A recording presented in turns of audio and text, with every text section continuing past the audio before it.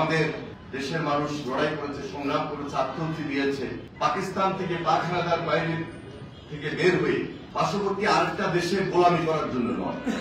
আমরা বাংলাদেশ স্বাধীন করেছি আমাদের স্বাধীনতা এবং আমাদের সার্বভৌমত্ব থেকে নিয়ে সবসময় আমরা এক এবং ঐক্যবদ্ধ রয়েছি।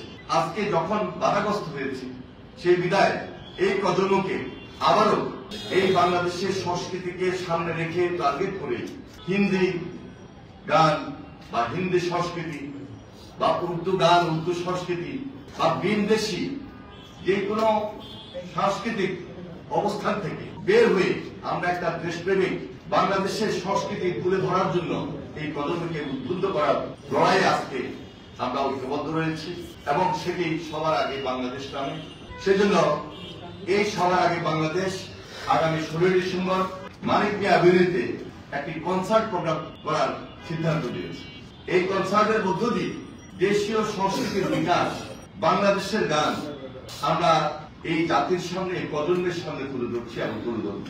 সেখানে আমরা মনে করছি যে একটা সর্বাত্মক সহযোগিতা দেশবাসীর কাছ থেকে যেমনই পাবো, আপনাদের থেকেও পাবো এবং এই দেশ, এই দেশবাসী, এই প্রজন্ম দেশপ্রেমিক, দেশের সংস্কৃতি সবকিছুকে ধারণ করে আমরা ঐক্যবদ্ধ থাকবো এবং বাংলাদেশ, উই আর বাংলাদেশ, আমরা ইউনাইটেড বাংলাদেশ, এটা আমাদের একটা স্ট্রেংথ। বিশেষ করে এই প্রজন্ম যারা ছাত্র, যারা যুবক, এরা তারুণ্যের শক্তি। এই তারুণ্যের শক্তিকে বের করার কোন সুযোগ এই দেশে কারো থাকবে কিনা আমরা তা মনে করি না। কারণ এই তারুণ্যের শক্তিকে ধারণ আমরা করছি, তারুণ্যের শক্তিকে আরো বেশি শক্তিতে পরিণত করব, দেশকে, জাতিকে ঐক্যবদ্ধ রাখার স্বার্থে এবং সংগ্রামে। আমাদের দেশের বিরুদ্ধে আজকে বিদেশি সংস্কৃতি শুধু নয়, বিভিন্ন ধরনের ষড়যন্ত্র আজকে হচ্ছে। আপনারা লক্ষ্য করে থাকবেন, যারা পালিয়ে গিয়েছে, যারা এই দেশে ফ্যাসিবাদী শাসন করেছে, কর্তৃত্ববাদী শাসক ছিল, তারা লুণ্ঠন করেছে, টাকা পাচার করেছে, অর্থ পাচার করেছে।